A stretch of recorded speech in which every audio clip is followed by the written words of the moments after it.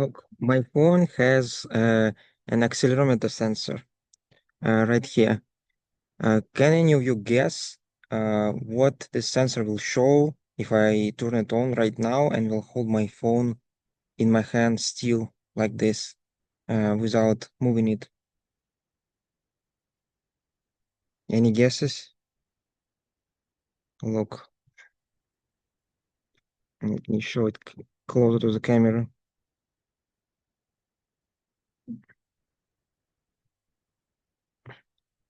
Well, so it shows some non-zero acceleration despite the fact that I'm holding it still, right? It's clearly I'm almost not moving my hand.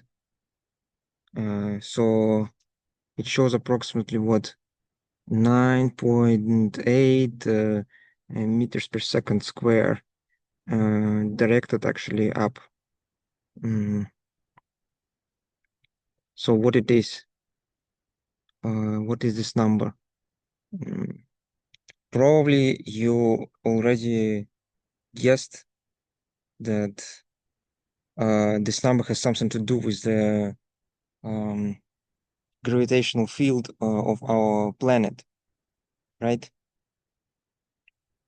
How is that accelerometer sensor measures gravity? Let's find this out. I mean, first of all, we could ask a simple question: how the sensor works, right? It's not that hard. I found a picture for you. Here it goes. Oh,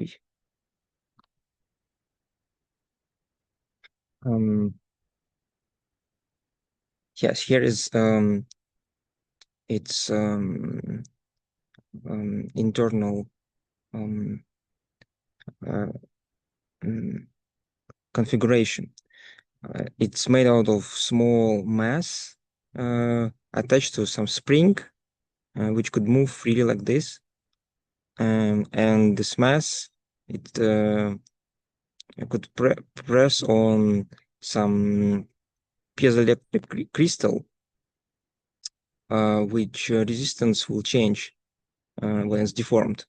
So when this small box is accelerated, due to inertia of the mass, yeah, it presses on this crystal and we measure different current. So that's how accelerometer sensor works in your phone. And that's very intuitive, right? That's exactly how we all experience acceleration, right? For example, if you're sitting in a car, right, and you press the gas pedal, you see how, you know, the seat presses on your back, right, when you're accelerating forward. And the same you feel in the elevator. When the elevator starts to move up, acceleration initially,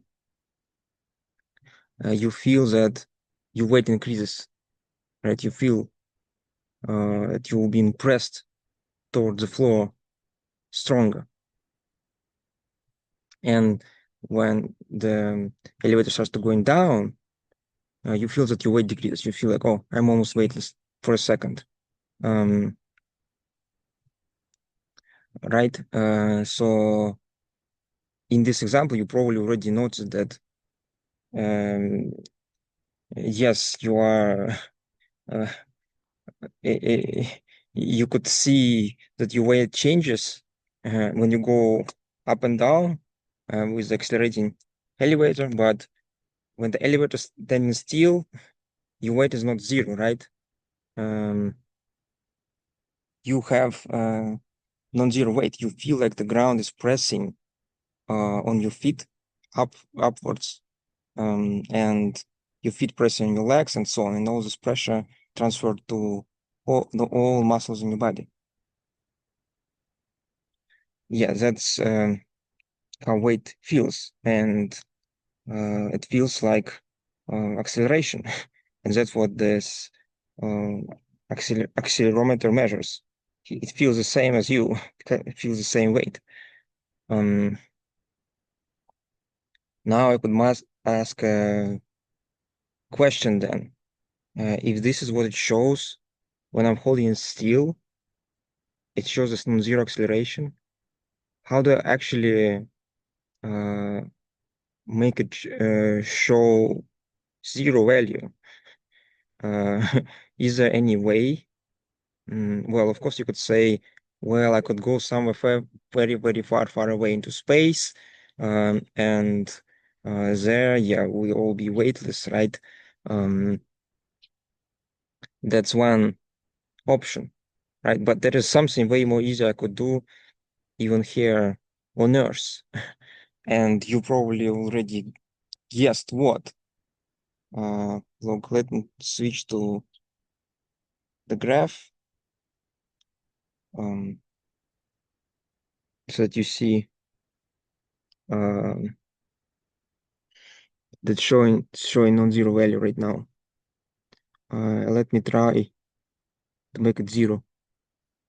Look,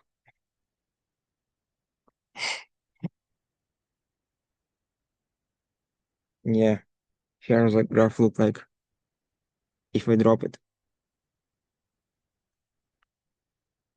Let me zoom it in.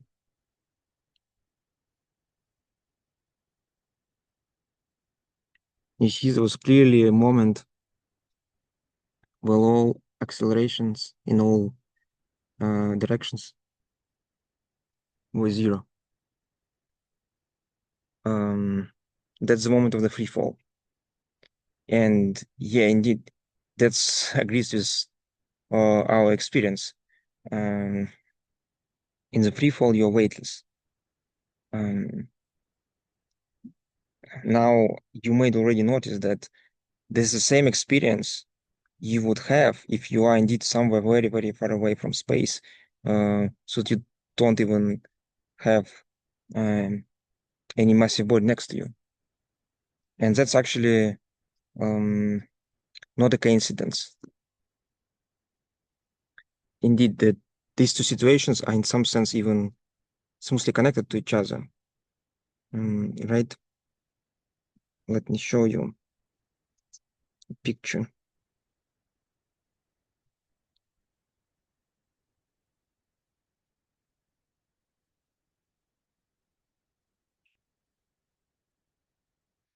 So if you're somewhere far away in space, um, and you're moving with constant velocity, right? You don't feel anything. You feel weightless. Now imagine somewhere over here on your way, there is like a star or planet. And now what happens?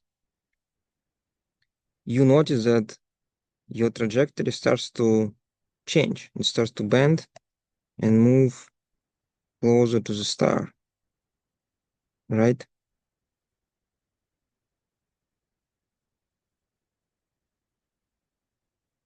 Eventually you basically start falling into it.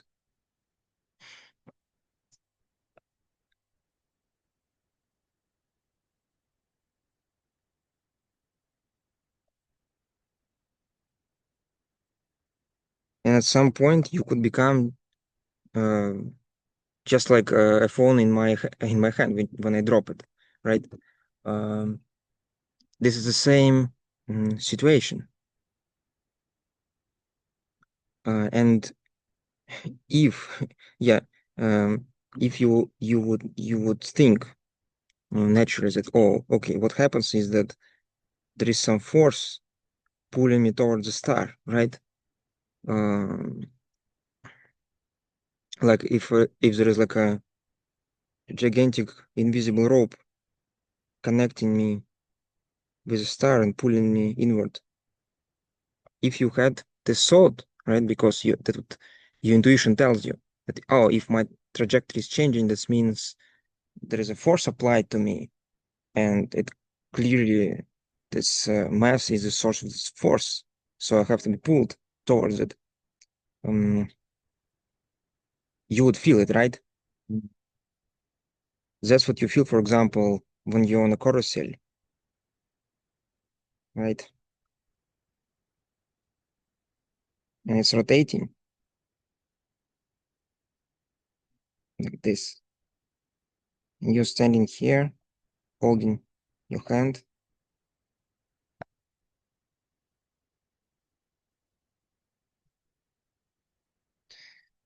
You know that at any moment your body would like to continue follow this path forward, but this metallic construction here, it moves you inward, and that's what rotates you in, making you continue the circular path, and that's what you feel. They feel like it applies force on your arm, and your arm is now stretched, your muscles are stretched, and that's this tension is transferred towards your whole body. And that's what you feel when you're on the carousel. You feel like uh, your arm is stretched, right? But here,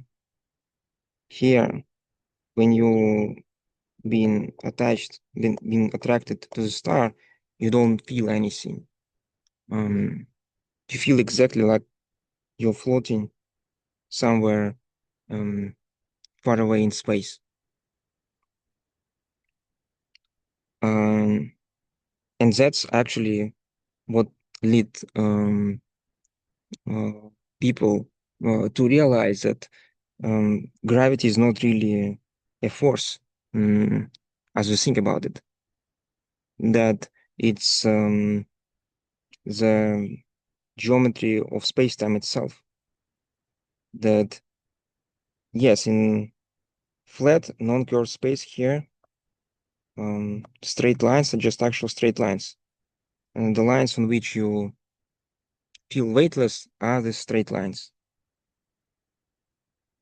But when you move closer to the massive body, the lines which you feel weightless on um, will look differently. They will not move perfectly parallel to each other. They will start to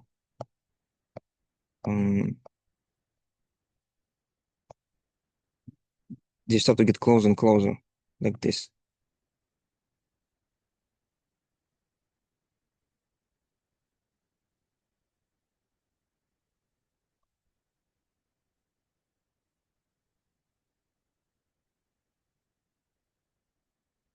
And that's, I think, clearly a sign that the space here is curved, right? I could even show you the nice picture.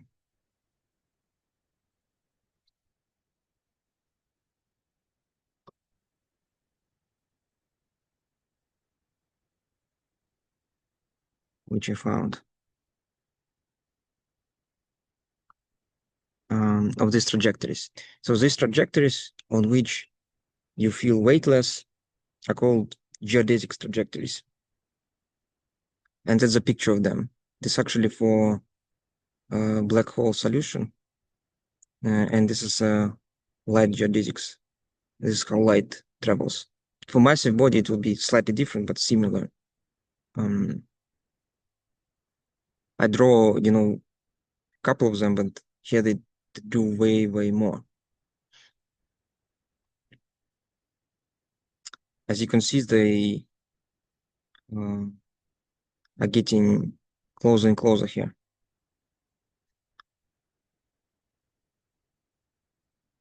And actually, this change of the distance between two geodesics as they move forward is precisely encoded with the Riemann curvature tensor. So that's how people understood that probably gravity has to be described by the curvature tensor of our four-dimensional space-time. Um, Now the question is, how do we write down the equations of it? Well, we see that, yeah, it looks like that the massive bodies are the sources of this gravity. Um, Now, what else do we know? If you look closely, you see that this volume, mm, infinitesimal volume spanned by geodesics lines, it doesn't really change here. You see, it only the shape of this little volume changes, but not the volume itself. This little squares here just becomes more stretched in one direction and compressed in another. So it becomes more like rhomboids. Um, and indeed, if you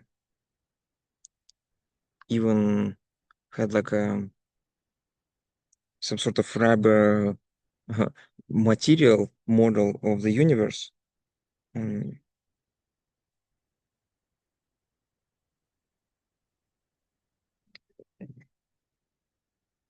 yeah, you would probably see that if you put like a heavy body in the middle and the material bends, right?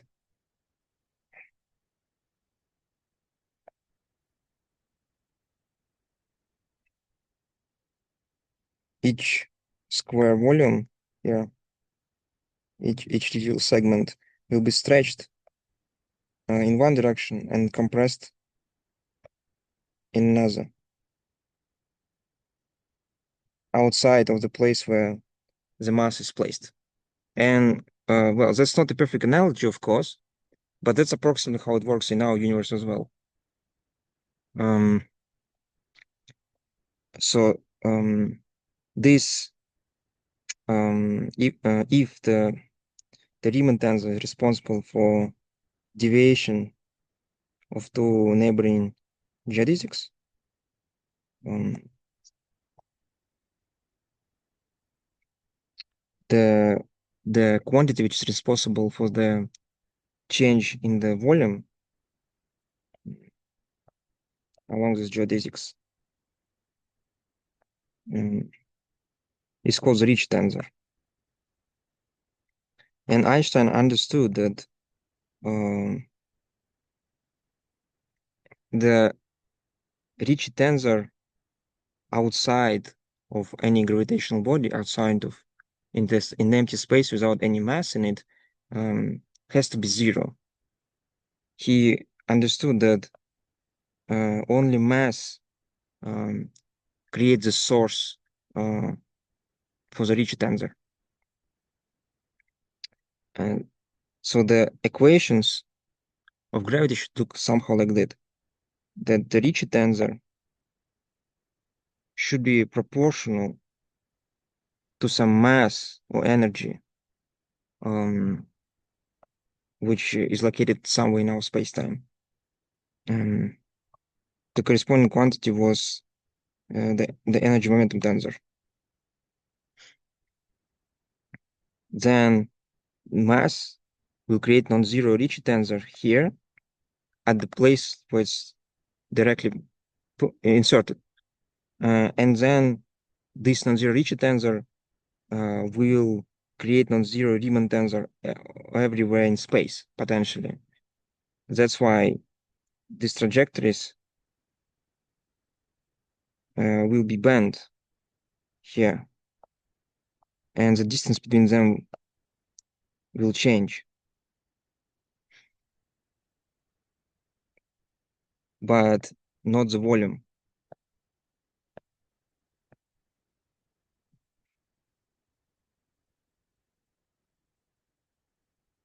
And that's approximately the equations which Einstein originally wrote. They contain a mistake, but in order to fix this mistake, we need to dive deeper into differential geometry, and unfortunately, could not be done by such an easy hand waving techniques. So I'll make it a separate video about it. Here, the main takeaway is that uh, gravity is not a force. It's just the geometry of space-time caused by massive bodies. And in fact, if you think about it deeply, you never feel the force of gravity, right? You feel your weight, which is pressure applied by atoms on Earth, on atoms of your feet, and therefore through your whole body. Uh, and even if you're falling literally into the black hole and the tidal forces become relevant for you, that your body size starts to matter. Um, different, yeah, it's a singularity.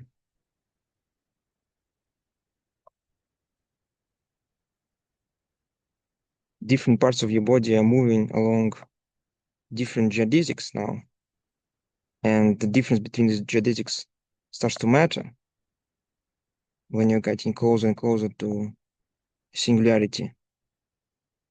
What you feel like is still just, you know, electromagnetic forces between different atoms in your body reacting on each other because they are getting closer and closer, right?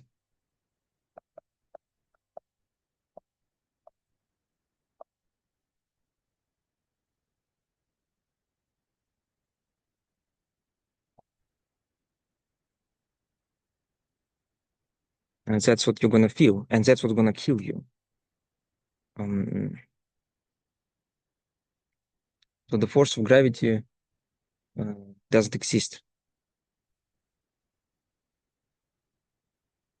Well, I hope you enjoy this video, um,